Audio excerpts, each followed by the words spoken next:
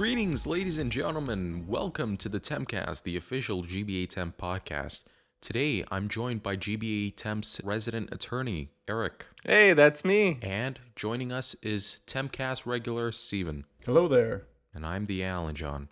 And today, we're starting off with the biggest news, literally a couple of hours ago, the Game Awards. We are going to be discussing the winners, the announcements, everything. Reggie Fils-Aimé, Christopher Nolan, Keanu Reeves, Disco Elysium, Final Cut Pro, everything.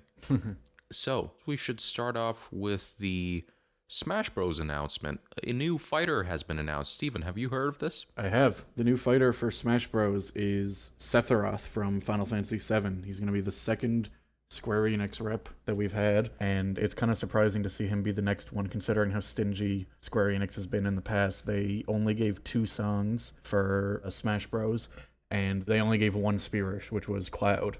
So they've been very withholding overall, so it's really surprising to see them give Sephiroth to Smash again now. Yeah, it's very interesting that of the 2 Final Fantasy characters that are in Smash Bros. Now, it's Cloud and Sephiroth. It kind of makes sense because, you know, they're sort of those mortal enemies, have that spirit connection with each other. But the fact that they both came from Final Fantasy VII, I don't think really any of us were expecting this, but it does make sense, I think, given his connection with Cloud and how Final Fantasy VII Remake is out now. But I don't know how I feel about this. I kind of am excited. I understand that it's just, oh, great, another weeby swordsman, but he's got a lawn sword, and that's kind of cool, right? Yeah. I mean, we like lawn swords. It gives you lots of reach. I don't know.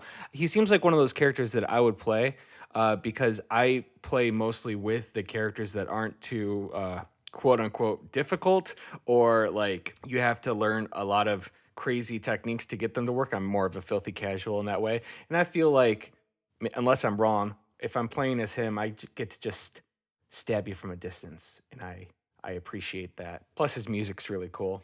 He's also one of the relatively few villains in the game, so the villains kind of tend to be bigger, heavier characters, which are kind of easier too, and that there's not many heavy swordsmen. I think maybe Ike is the only one I can think of. Yeah, you have a point. I actually never even considered the fact that most of the villains are, you know, beefy characters. Like maybe Meta Knight, I guess, is the only one, if he's a villain. Yeah, is he? I guess he's a swordsman, but like in a weird way. Yeah. Well, I mean, he's the only one who isn't like beefy. Like, he's real light and fluffy. He's the only villain I can think of like that. Yeah. Who did more bad things, Meta Knight or Sephiroth? Who's done more bad things? Yeah. Oh, Sephiroth. I haven't played either of these games, so I don't know. Oh, well, then just take my word for it.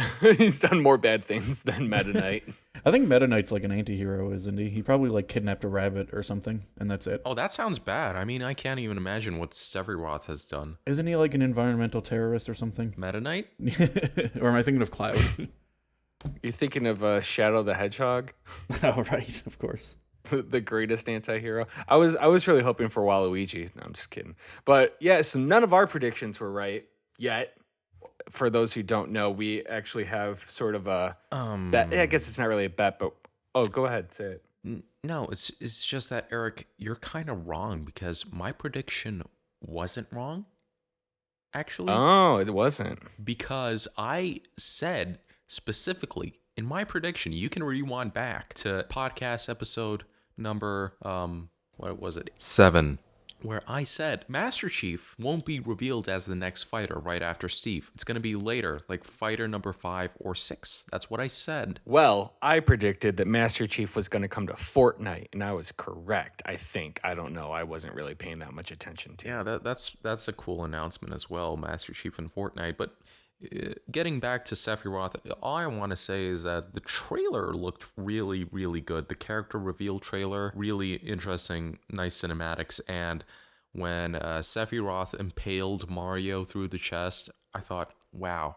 finally Nintendo is targeting a mature audience. They killed Mario with Sephiroth. This is great. This is what I've been waiting for since I was a teenager. But no, it was a cop-out. Whichever character gets revealed at the end of March is going to actually impale Mario, because that's the end of his 35th anniversary. Oh, yeah, I forgot. As we discussed a few episodes ago, they're going to do a midsummer on him at the age of 35.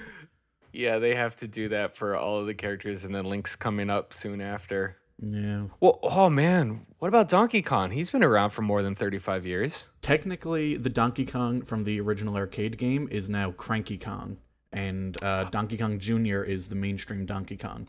So those are the same characters, but they changed, and they haven't been around for 35 years as those versions of the characters yet. You're right, and we haven't seen Cranky Kong in quite a while. Who knows what happened to him? Oh man, yeah, actually, you might be right.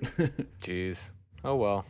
Diddy's still around. So, what other announcements did we get? We got a new Perfect Dark game, which is in development by The Initiative at Microsoft. Have any of you guys played Perfect Dark? Oh yeah, I played it for the Nintendo 64. That was, I think, my first-person shooter game. It's funny, last week we were talking about 007 for the Nintendo 64 GoldenEye. Everybody talks about how that was the definitive shooting game for the Nintendo 64, but I always thought that it was Perfect Dark. I think that it expanded upon GoldenEye in every single way. So I loved that as a kid, and I am pretty excited about this new one coming out, despite the fact that it's probably going to be on a console that I will never own. You don't own a PC? I do not own a gaming PC, no. I think it's interesting because the Perfect Dark series, I've never played them. I don't follow it super closely, but I'm looking at the timeline here, and it's one of these series that goes dormant for very long periods of time, and then only seems to like come back when it's a big announcement, like it's a big deal to get it again. Because the first one was in 2000. And then the next one was in 2005 as a launch title for the 360. And I remember Perfect Dark Zero was actually the only one I've played, and I remember it being pretty bad. Yeah, it wasn't good. And then there was Perfect Dark in 2010 as an arcade title, and then nothing up until this new one was announced. So it seems like a series that they keep taking stabs at and keep trying to revive, and it never gets past one game. Yeah, I don't know if they're actually trying to revive it like that, or if it's sort of a strategy like this. Well, I would have said the same thing about Doom, but they did come out with a couple of them in relative short succession. But yeah, it's definitely not a Call of Duty thing. No. Sorry, I just want to fact check myself real quick. The one that came out in 2010 as an arcade title was actually just a remaster of the 2001. So that wasn't even its own original game. My bad. So what's next? Is Banjo-Kazooie coming back to Xbox? Is Microsoft gonna make a realistic, dark, grim, gritty version of Banjo-Kazooie? I want to see a realistic bear, just like with HD graphics, 4K textures, like a real-looking bear with a bird that's tied to its back, and it's gonna be in the style of like The Last of Us Part 2. Same kind of graphics, just walking around a forest. You're a bear and you have no idea why there's this bird on your back. Hey, Microsoft, take that idea. It's free. Do it. Yeah, they're only going to show cutscenes, and we're all going to get really hyped for it. You just put a picture of it in the Discord. That's hilarious. This is exactly what I'm talking about. I'm going to put this in the video. How did you find that so quickly? Because Steven's the one who posted it. It's the so he already had that on. It's the cover art to the Banjo-Kazooie soundtrack vinyl that someone released a few years ago. I can't remember who did that. But yeah, that's hilarious. It's a pretty great picture. Yeah, I'm waiting for a remake of the greatest Banjo-Kazooie game, Banjo-Kazooie Nuts and Bolts. Well, that's what I was going to say, is Nuts and Bolts kind of went for a realistic style, didn't it? Like, obviously it's fairly dated now, but and it's kind of cartoony, but it did put a lot of detail into Banjo and Kazooie and made them look really weird. That's what's called half-assing it, okay? I want to see a realistic looking bear, even more realistic than on this image. I want to see the details and the fur, make it wet, make it dark, make it gritty. I did not like the way you said wet there. Speaking of a game that's half-assing it, did you guys see what won best ongoing game? Wait. No Man's Sky. Oh. No Man's Sky. Even Sean Murray, he was drinking a beer when they announced it because he did not expect it to be No Man's Sky. And he's like, did he do a spit take? Well, no, he drank and he's like, what? Why us? I mean, Fortnite was a contender. Why? We always lose to Fortnite. Thanks, I guess. And I'm over here like, how the fuck did No Man's Sky? I understand that it sucked and then it got better, but I was still shocked to see that won compared to the competition. I'm not even saying that Fortnite's better. I'm just saying Fortnite is more of a game to win that award, given what we're watching, the Game Awards It's not necessarily a better game. I'm just saying that's the one that looks like it would have won. So I think everybody was shocked by No Man's Sky winning. I would love to see when the announcements came out, like people were definitely like, Sean, you better write your acceptance speech in case you win. He was like, no way is that going to happen? And then the ones that announced, you can see that regret on his face. You have to rewatch it, and you have to see when they announce it that he's drinking the beer. You see his eyes go up, and he quickly swallows it, puts it down, and is like, That's awesome. It was awesome. I was like, oh, Sean, you antisocial silly goose. You guys should watch the I'm gonna show for the internet historian video of the No Man's Sky video. It's really fun. Detailed look at what happened with No Man's Sky. Yeah, I've seen that one. That's a good game. But finish the Tempcast first. Yeah, I watched that video. It's pretty good. But from what I heard, internet historian is like a Nazi or something, so we shouldn't be mentioning him, I think. I don't know. I don't know. JonTron's a Nazi, I heard. Oh, I love JonTron. Well, there you go. Didn't realize you were a fascist, but all right. Cut that joke. So, Okay, so other than that, we also have a new game from Turtle Rock. Who's Turtle Rock? Oh, the developers from... They developed Left 4 Dead. That's what I was thinking, because the 4 is in the middle. Yeah. Yeah. They're back with a new game, which is titled Back for Blood. Very original title. Very interesting. I don't even know what it's referencing, but... Yeah, they are very, very upfront that this is just them doing Left 4 Dead again, but without Valve as a publisher. Okay, so I've seen a lot of hype around this game. I'm very confused as to why, because Left 4 Dead 2 still exists. It's still, like, available. What is this adding new to the formula? It looks like just Left 4 Dead in next gen. I think that's all you need sometimes. If it's new maps, new characters, maybe a few new weapons, like it doesn't have to reinvent the wheel, but for people that have played Left 4 Dead 2 into the ground, something new to spice it up can be exciting. Mm-hmm. I think what's worth talking about with Back for Blood is that Turtle Rock also did Evolve, which notoriously went over really, really, really poorly. And a lot of that came down to the monetization, and I won't get into the whole thing because it's too long to explain, but a lot of the season passes and just weird stuff they did with that game and sectioning off content and ludicrous prices for DLC. And a lot of that stuff comes down to publisher, and I believe that game was published by Take-Two. And now Back for Blood is being published by Warner Brothers, so it might go over a little better, but given the way Warner Brothers has handled their games, it's hard to be super optimistic they're not going to shred this one apart too. And carve it into different payments, right? Like, I don't see what's so interesting. It looks like a zombie shooter. Do we need another zombie shooter? I guess we need another zombie shooter, because when was the last time we had a zombie shooter? It was Dead Island, I think? Or no, what was that parkour game from the Dead Island devs? Oh, Dying Light. Yes. Dying Light, yeah. But even that, like, that was like open world and everything. This is a very specific, like, small stages, and there's no RPG elements, which I think Dying Light had RPG elements. Like, I can understand that this is doing something that's been done before, but it's serving an audience that hasn't really been catered to in a while. Yeah, I suppose so. Zombies are getting a little overrated, in my opinion. I think that there are like 4, 5, maybe 5 games that were announced yesterday, or were at least shown yesterday, involve zombies or zombie-like creatures in some way, shape, or form. So they really like zombies. Including, there's a new Evil Dead game coming out. Based on the movies, it has Bruce... What's his name? Sorry, Jesus. Springsteen? Yeah, Bruce Springsteen. Based on the movies, it has Bruce Campbell's likeness in it. It has him voicing Ash again. It looks cool. I'm a huge Evil Dead fan, and it looks like they've got the style and the tone right. But it kind of, weirdly enough, looks like sort of a Left 4 Dead type setup where they puts a big emphasis on having 4 people there, and you're in the cabin from the movie, so it seems like that's kind of the point you're defending.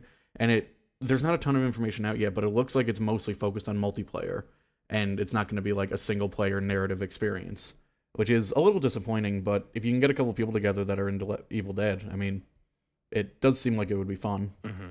And it's also got King Arthur from Army of Darkness in it, and he looks like he did in that movie, which got me really excited. Also, I think the Game Awards was filled with a lot of these cinematic trailers that didn't show any gameplay and basically just showed, hey, we didn't forget about this franchise, it's still alive. They did one for Dragon Age, it seems, like a just CGI trailer, like saying, hey, remember Dragon Age? That was cool. Yeah, Yep. ignore the fact that the key BioWare devs are gone. Just forget about that. Dragon Age. Yeah. That's cool. Yay. And Mass Effect. Hey, remember Mass Effect? It's not dead. But we're not going to tell you anything about the new game other than it exists. Yeah. Or it will exist at some point. Or it will exist at some point. Yeah. At some point. It reminds me back in E3 2010 or 2011, about the time when the Wii U was announced, I think. On Nintendo's presentation, they had like this CGI trailer for Contra, for a new Contra game. And it was literally just the logo, and that was it, as Contra. Nobody cared about it. Nobody talked about it, because we didn't have any information whatsoever. And then I remember, I think 2 years ago, hearing that, yeah, that game's canceled. It's canned. Yeah. Like, we didn't get anything from it. I don't know when we're gonna see anything from this Mass Effect or Dragon Age trailer. I suppose it's about the same as the Elder Scrolls 6 trailer, where we just saw a landscape. We didn't even get a title. Just, hey, we didn't forget about this. Yeah, we might be working on this. One day. I think Metroid Prime 4 had a similar thing, didn't it? It was just like a purple, like flickering shadow background, and then I can't even remember if they put up the whole title. I think they just put up a 4. That's how rushed together it was. They couldn't hit all the keys for the full title. So, and we all know that Prime 4's development is going very smoothly. So Yeah, they're looking for storyboard designers right now, so that's good. Here's the crazy thing about the fact that that most of these games, and not all of them, I'll talk about some that didn't do this, but how most of the games that were shown today were just cinematics, is the fact when they were doing the Arc 2 trailer with Van Diesel, I forgot the about really long one, and so they were doing that whole thing, and I was like, oh, this is cool. Whoa. I was like, oh, those are the bad guys. Whoa, now there's dinosaurs. Whoa, now there's technology. Wow, this is crazy. Oh my God. All right. And then right after that, they did more of a cartoony looking Arc situation. And I was like, wow, this looks like a better game than the one that we just saw. It turns out the second one wasn't a game at all. It was an animated series. So they're showing all these cinematics. I'm thinking that the anime-esque cartoon is also a video game, because it showed just as much gameplay in that cartoon that the actual game showed. I was very shocked. And also the fact that that was a trailer beforehand that was extremely long. I was like, is this one cutscene in the game or something? Like, this is crazy. I was like, what is going on here? So I don't know, but I've never played an Arc game. Here's the thing. I didn't actually watch this thing live, but I did wake up to Twitter reactions, and I just saw images of Vin Diesel and like body paint and in some kind of obviously CGI environment. And the first thing I thought, oh, they released a new trailer for the Horizon game. What was it called? Oh, Forbidden Horizon Zero Dawn. Forbidden West. Yeah. I thought they added Vin Diesel to that game, but no, it's just Arc. I mean, well, I guess Twitter is hyped for Vin Diesel in Arc, I guess. Yeah, I think that the anime looked like a better game. I guess Arc 2 has got a pretty good cast here. I'm seeing a lot of good actors. They got Malcolm McDowell. That guy's great. He's a glorious sellout. He will do anything for $5. Oh yeah, remember Home Alone 6 or whatever? He was in that. Remember Was he? What was he in? He was in Silent Hill 2, Revelations 3D. He comes out of a small, shallow pool wearing a mesh tank top, and he dances around. His biggest sellout was doing Clockwork Orange. I mean, that movie just sucked. Okay. Caligula. Okay, anyways, enough about movies. That's a hot take. We'll get to that. So I'm kind of excited. Have you guys ever played any of the Oddworld games? I have not. No. No?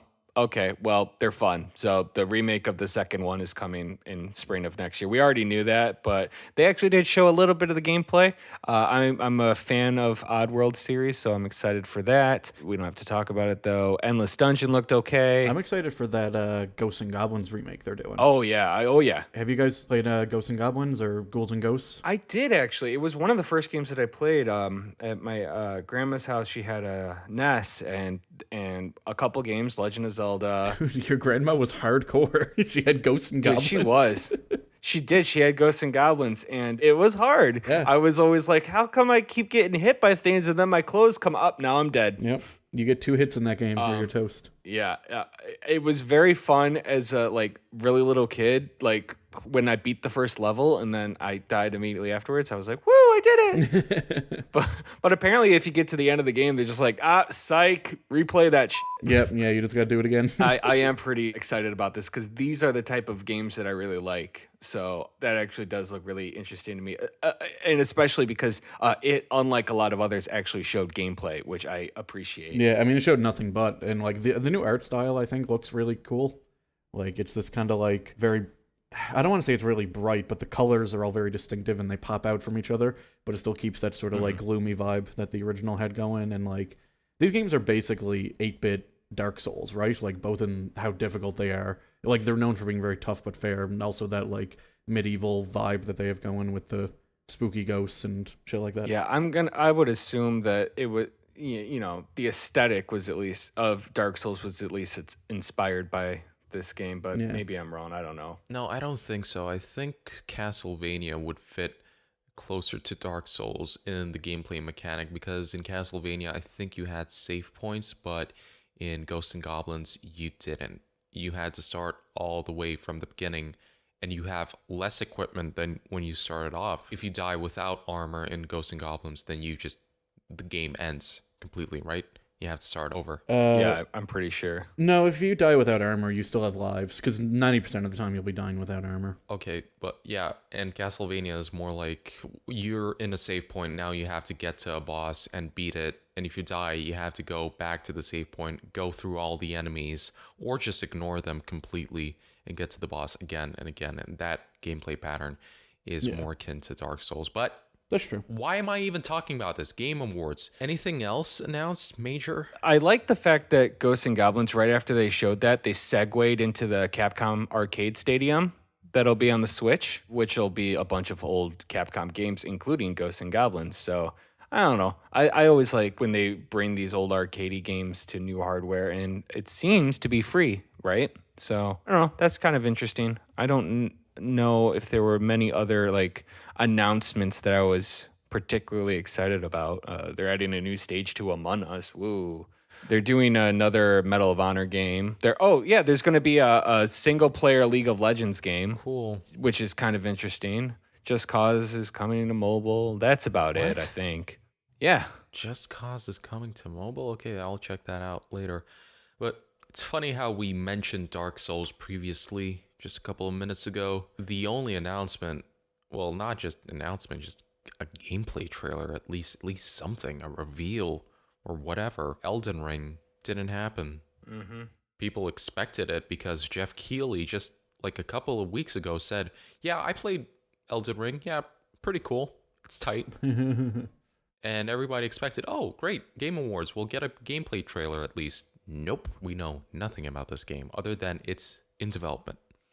That's it. And they did mention Elden Ring at one point because it won the most anticipated game. So it's got that going for it. Oh, yeah, you're right. The Game Awards. It had awards. Eric, how about you read to us every single award given? All right. So for those who don't know, when the Game Awards aired, Alan John was asleep because it was 3 a.m. his time or something. So I was just sort of scribbling together all of the winners. So I guess I'll just go. Alan John was asleep, and when the Game Awards aired, I didn't care. So the job fell to Eric.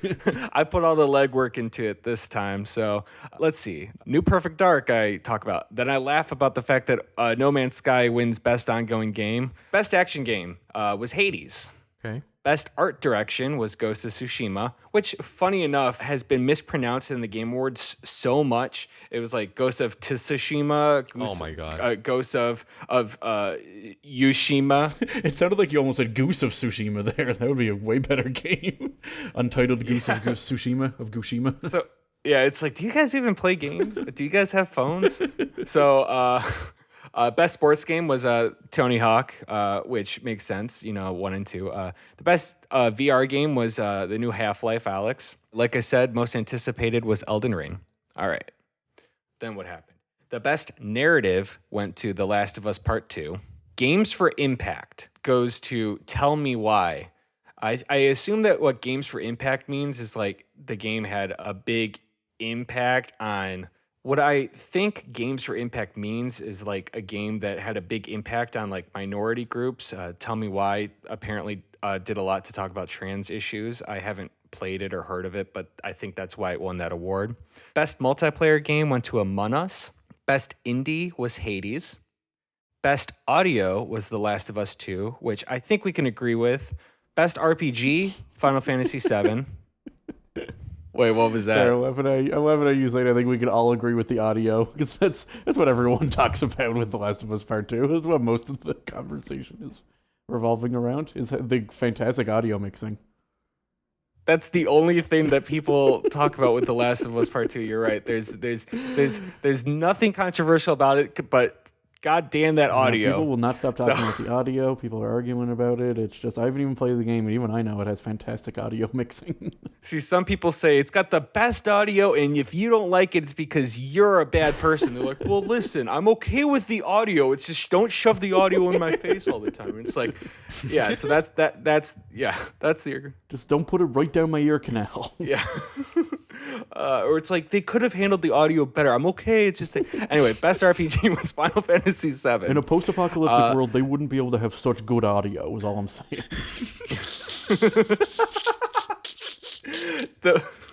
The best sim was Flight Simulator for anybody who has a computer that can run it. Player's voice was Ghost of Tsushima. I assume that's like the People's Choice Awards, or as Nickelodeon would have, the Kids' Choice Awards. Thank you for explaining it to me like that, Eric. I was really confused until you mentioned Nickelodeon. See, best fighter is Mortal Kombat 11 Ultimate, but I just wrote MK11, so I was thinking Mario Kart. So best fighter was Mario Kart 8 Ultimate. So here's the fun part. So Reggie Fils-Aimé, I think, came on, whatever, and he came on, and we're like, whoa, my God, it's Reggie. And he's like, well, I am happy to talk about the accessibility in video games.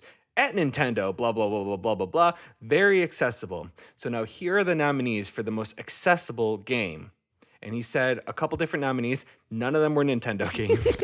And then he's like, Reggie says the most innovation in accessibility is The Last of Us Part 2. And I'm over here like, Reggie, you're supposed to say some bullshit about like, it's Animal Crossing, or it's, it's the new Zelda that's not out. It's Age of Calamity. It's like, no, Reggie, you said a Sony thing, man. What are you doing? Oh, Star Wars Tales from Galaxy Edge. I also talked about that. That was cool. Best mobile game, Among Us, of course. That's another, like, do you guys have phones moment? Because, like, that game seems to be... I feel like it mainly gained traction on PC, and it's also not even from 2020. And it's like, there has to have been a better mobile game this year. Like, I've heard great things about Hollow Vista. Like, I don't know. Yeah. I was a little surprised by that one. Yeah, what I actually wrote down is best mobile game is Among Us, and then the parentheses I said, we didn't get there yet, but I'm calling it, and I was right, because clearly that was what was going to win, regardless of whether or not it actually was the best. Yeah. Best game direction was The Last of Us. Keanu said that. He was the only voter. Keanu unilaterally decided it was Last of Us Part 2. Yeah, oh, guys, we didn't talk about the really important thing. Grand Theft Auto 5 update. All right, moving past that. Humankind looks like Age of Empires. Blah, blah, blah, blah, blah. All right, so Game of the Year was announced by Christopher Nolan because they had to legitimize the Game Awards, I suppose. And, first we had to listen to an orchestra play the music of all the different games. But it was The Last of Us 2, Game of the Year. I win the bet. So for those of you who don't know... We were predicting on the Tempcast who was going to win. Alan John said Ghost of Tsushima. I said The Last of Us Part 2. And Steven said Animal Crossing because Steven doesn't know how Game Awards work. It won Best Family Game. Well, you see, I wasn't actually wrong because Ghost of Tsushima won Player's Choice Awards and also, what else? Best Direction, right? Best Direction was The Last of Us. Best Art Direction, the more important nomination. Okay, maybe Last of Us had better direction, but the art in Ghost of Tsushima was objectively better. So games are art. So I think Ghost of Tsushima is the real game of the year. Think about it. I think I probably agree with that. I think that if it was like up to the popular vote, and Ghost of Tsushima would probably get it. But the things about The Last of Us 2 that were very divisive among players, whether you loved it or hated it or felt indifferent towards it, that's the kind of stuff that these award shows love to eat up. This was trying to be like the Oscars and also sort of like E3, trying to shove that in there. But, you know, the artsy-fartsy stuff of The Last of Us 2 is, you know, why it won, I think. Artsy fartsy, is that what it's called? Yeah, that's the legal term, artsy fartsy stuff. If I could describe Last of Us Part 2 in 2 words, probably describe it like that. So that's actually pretty good. Well, they had Eddie Vedder on the show, the singer from Pearl Jam, come and actually play The Last of Us music because apparently he did the music for that game, or at least a song from that game. So you get the guy from Pearl Jam, of course you're gonna win awards, right? They have other songs such as, well, I don't really like Pearl Jam. Yeah. So is that a wrap on Game Awards? Is that everything? Last of Us Part 2 and no Elden Ring? That's how I describe it. Yeah, basically. I think that's everything. All right, team. I think it's time to execute that conversation. And move on to our next topic. You guys heard of Team Xecuter? Xecuter?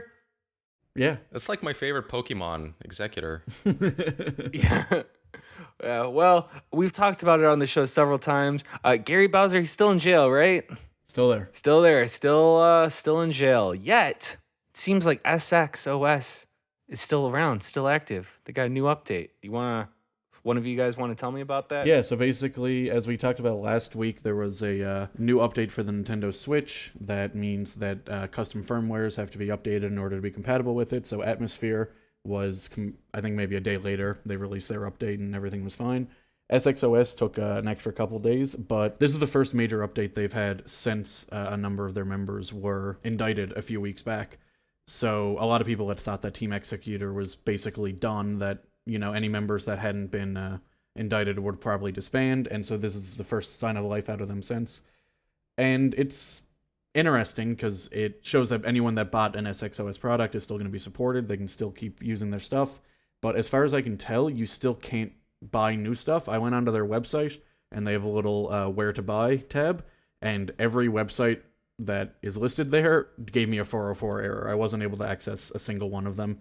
I didn't try every single one, but I tried all the ones for, major Western English-speaking countries like, Canada, US, Great Britain, Australia, all of them, and I wasn't able to get into a single one of them. So it's not like they're back at full power here, but there is still someone working behind the scenes at Team Xecuter. Very interesting. It sounds like a good thing from a consumer standpoint, from the people who actually bought it, but it is a little surprising that they're still doing this, knowing that Nintendo's breathing down their necks the whole time. I mean, they already got in trouble for selling this thing. Aside from the backlash of the people who already bought it, it just seems kind of risky for them to continue to update it.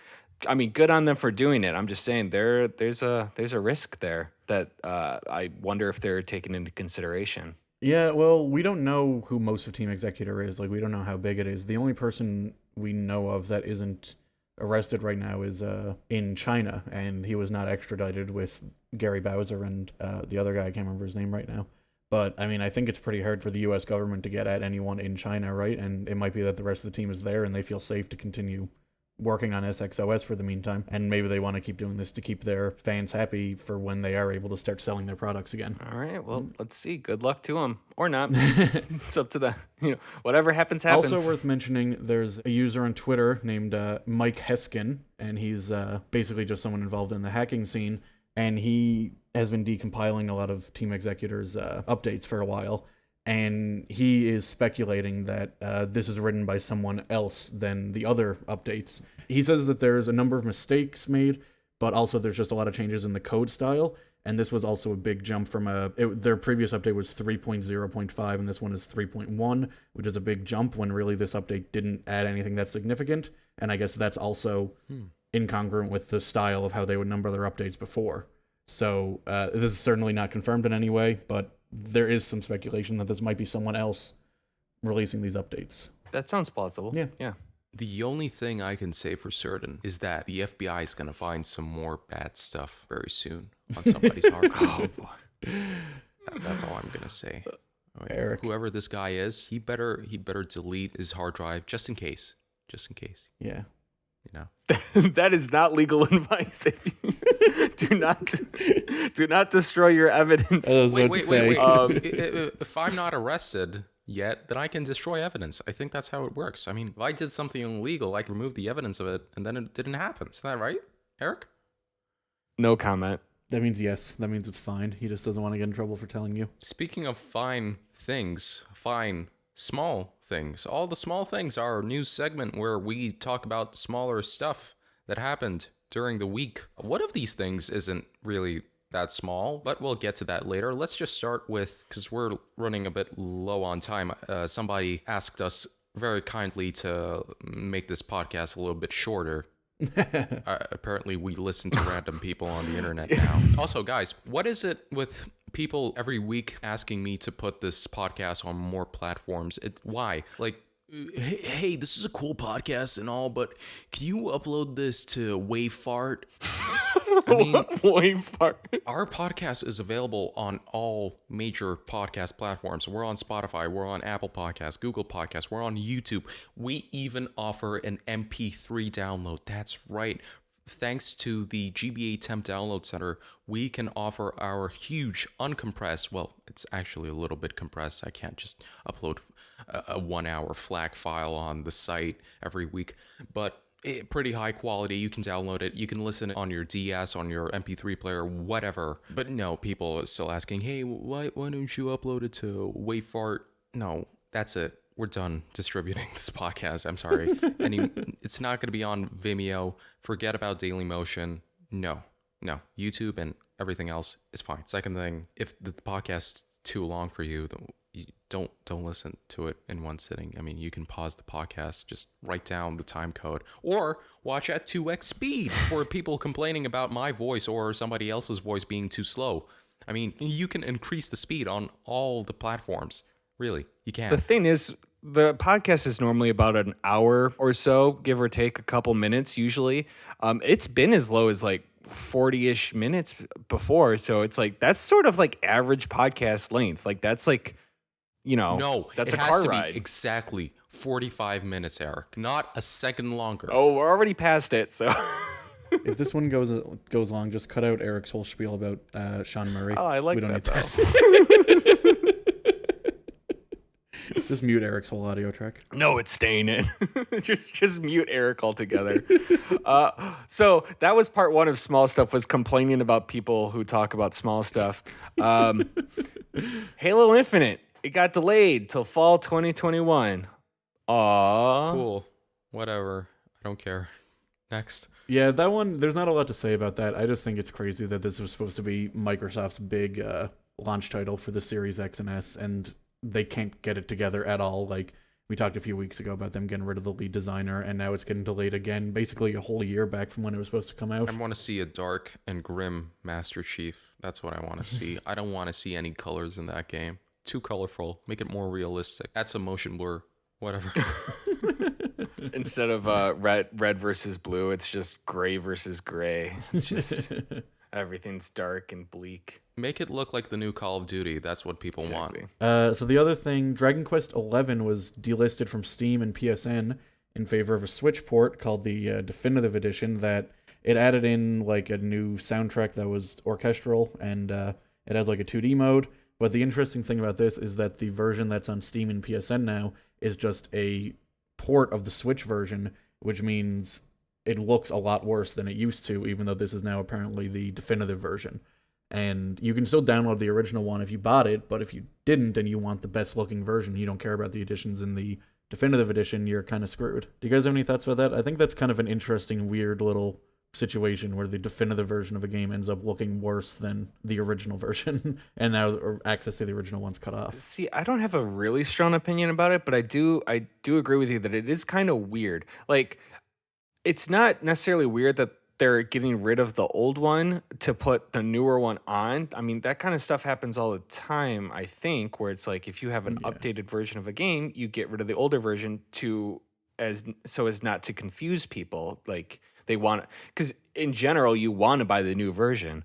The problem with this, like you said, is that the new version has good things about it, and the bad thing that it's worse graphics, because normally a definitive edition or is just a better version of the original. So yeah, it's unique. I don't know. I really don't have a horse in this race. At first, my first gut instinct was to think that people were just throwing temper tantrums, like the graphics can't be that bad. It couldn't have been that much worse. And then I saw side by side comparisons, and I was like, ooh, okay, this actually does look worse enough to warrant a temper. Yeah, I was like, I thought that people were being really stubborn about it, but no, it looks much worse. You can tell the difference for sure. Yeah. This actually happens quite often with Japanese developers because there have been a couple of instances where a remake has legitimately, objectively speaking, worse graphics than its predecessor. I think one of the best examples is Silent Hill 2, which was remade for the PS3. Well, not remade, but ported to the PS3. And because the Konami devs couldn't properly implement the fog in the game, it just didn't have any fog at all, and you could see models that you weren't supposed to see in the original game just cut off, and it looked terrible. Wasn't that also the one where they lost the original voice actors and they had to get new people in to revoice the entire game, and they just got the cheapest, crappiest actors they could find? Maybe. It was either that or Silent Hill 3. Also, I think I might be wrong about this. This is a controversial one. Dark Souls Remastered. It also had the same situation where the PC port of Dark Souls was released a year later after Dark Souls 1 came out on the PS3 and Xbox.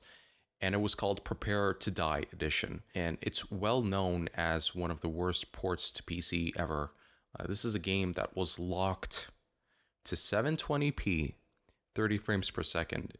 And within the first 24 hours of the game being released, it received an unofficial patch by a modder, which both unlocked 60 frames per second and 4K and 1080p resolutions. The official developer never bothered to patch that game at all.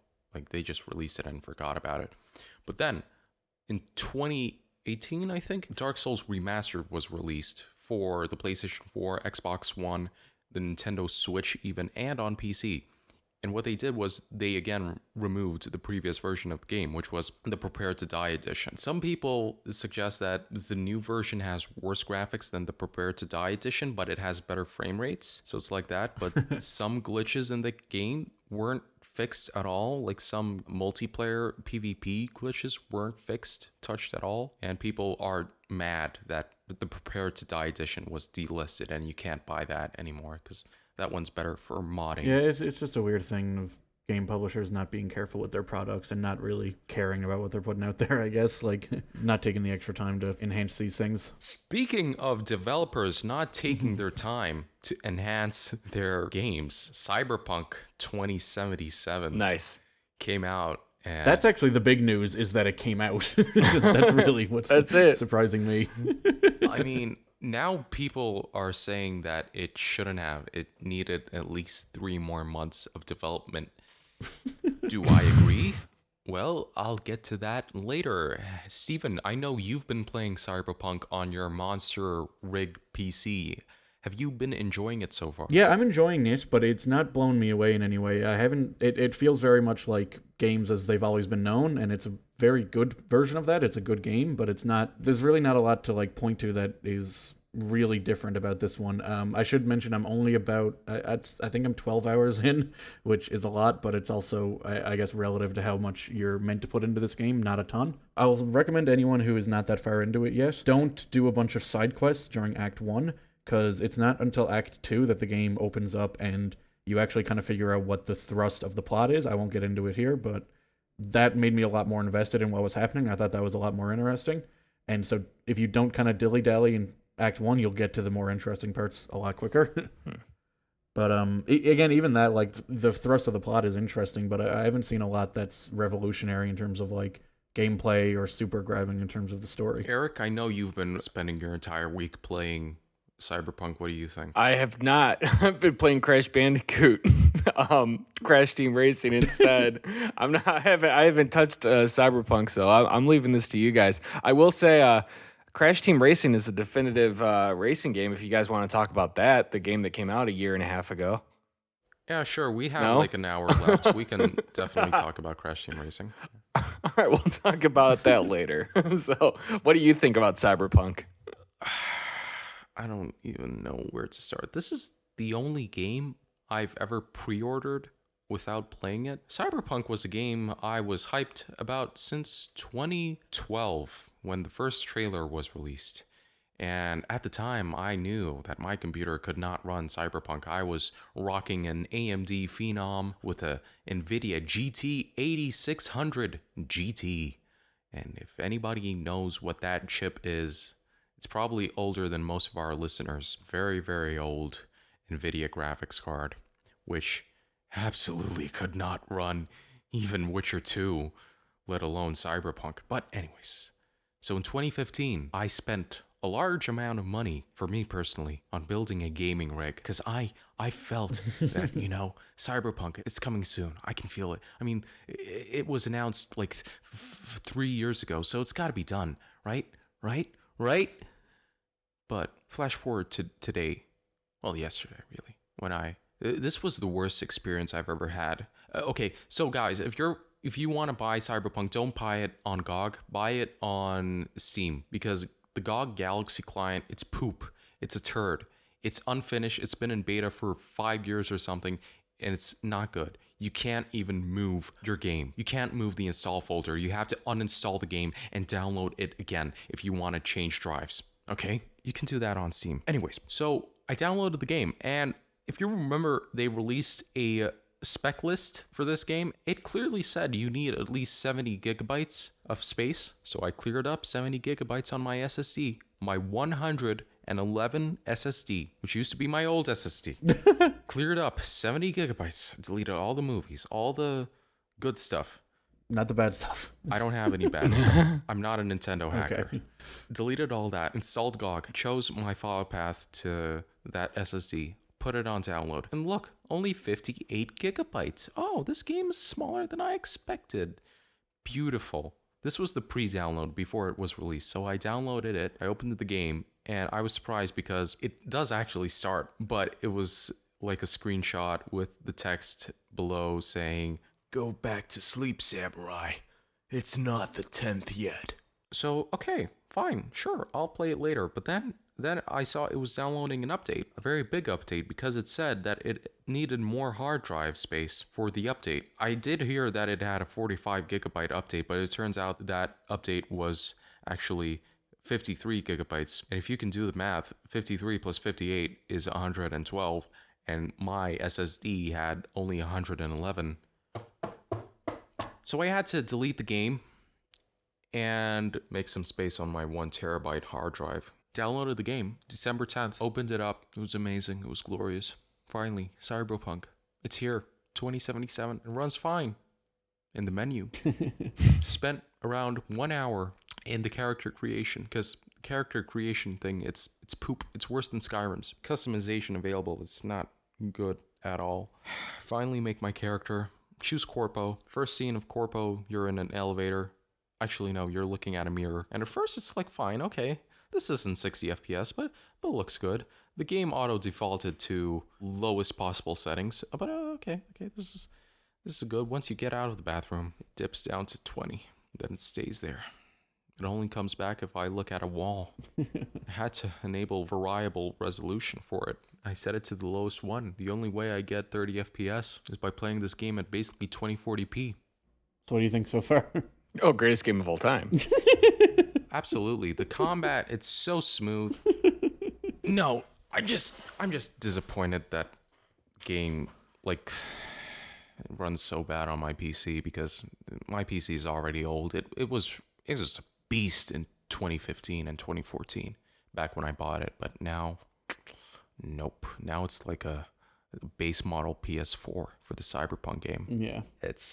It's not well optimized at all. Have you been able to play it at all, or are you just... So I played about an hour of it. I got used to, I felt like I was a Switch player, you know? I adapted to the extremely poor resolution and terrible frame rate, but I was like, okay, this is a good game here, so I'll just I'll just adapt to it. And I adapted. So I played like 2 hours of it, I guess. I finished the tutorial level, and that was about it. And then I had a lot of work to do, like a lot of work. It was just suddenly when Cyberpunk came out, suddenly everybody needed a favor for me. Like, hey, Alan, can you do retouching on 20 of these photos I made for free? Can you do that? I know you know Photoshop. Sure. Hey, Alan, don't you know English well? Could you translate this 20-page Ukrainian research paper for me in English? Can you do that? Sure, I can do that.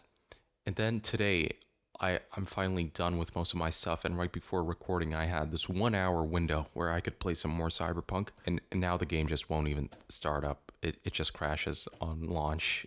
I've tried everything, everything but uninstalling it. But again, this is like, I need to download 112 gigabytes. Again, reinstall this game. So I verified the files. I disabled GeForce Experience. I disabled MSI Afterburner. I tried everything. It just doesn't want to start. And I think for now, I'm unfortunately done with this game. It breaks my heart. Oh, geez. Yeah, that sucks. Maybe you should be better at the game. I wish I had more to say about it now.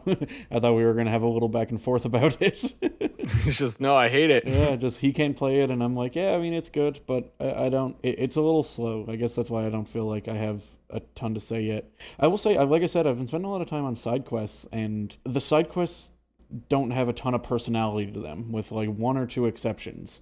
They feel very just sort of like, go here and like get rid of these people, and like go here, steal this car, put it on, like, because you're generally, the way the setup is there are these people called fixers, and they get jobs and they give them to you. So you're generally interacting with those people over and over again, who are very cold and impersonal, and they'll tell you like, I was hired by so-and-so to have you do this. And so you're just kind of like doing jobs and doing busy work. You don't get a lot of that personal touch that you do from side quests in other games, which is kind of making them a lot less interesting to me. Yeah, what makes the game a lot less interesting to me is the fact that I can't play it. That's a worse problem. I'll give you that one. Yeah, that sucks. Just a quick notice, my friend, actually, Zorua, he's on Gbatemp, he's been playing Cyberpunk as well on PlayStation 4, and at first he was making fun of me, the fact that I was playing at such poor quality, at such poor frame rates. He's like, dude, I've got a PlayStation 4 Pro. I'm totally going to be playing this game at 4K 60 frames per second. Oh, yeah. Yeah, guess what? It's 1080p, 30 frames per second, not even a stable 30 frames per second, and it's upscaled to 4K. Looks muddy as hell, terrible frame rates. So at least I'm not alone in this, okay? Well, if he had a base PS4, I don't think he'd hardly be able to play it at all. Yeah. Right? Like, I've heard on base PS4 and Series, or Xbox One S, it's like, it hardly works. Yeah, so at least I'm not alone with this. I know a lot of people, I posted in Twitter, like, my anger. It's cringy to look back at now, but I'm like, fuck you, CD Projekt Red. Why the fuck can't you just put the patch in the game? Why do you have to have the game 58 gigabytes and then have a 45 gigabyte patch? It's your own fucking store. God Games is your own store. Why the can't you just put the entire finished game on it? I mean, it's not even fucking out yet. What's the point? Okay, that was a little bit too much. But, yeah, I'm frustrated. If you uninstalled and re-downloaded it again, you wouldn't have to download the patch in the game separately, though, would you? Wouldn't you just have to download? I don't want to find out. I want to get a fix to this.